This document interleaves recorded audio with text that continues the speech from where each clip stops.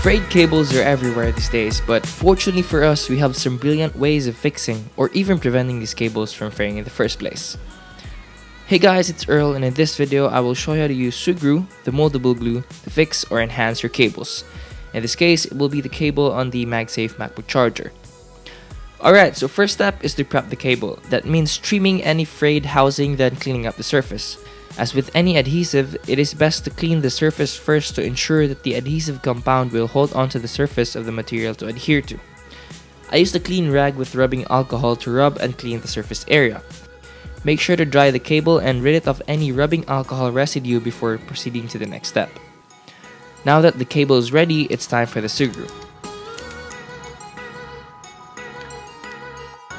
First, we have to thoroughly knead it for about 30 seconds or 1 minute depending on your kneading skills. Make sure to mix it up and make it feel consistent.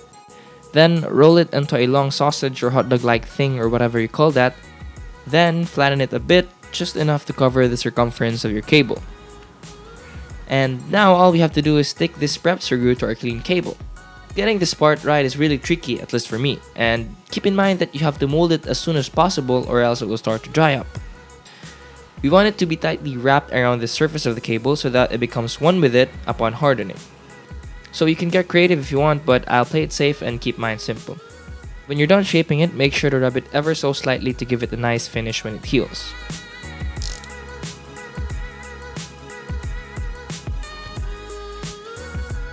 Then at this point, all we have to do is keep it straight, untouched, and let it dry and heal for about 24 hours.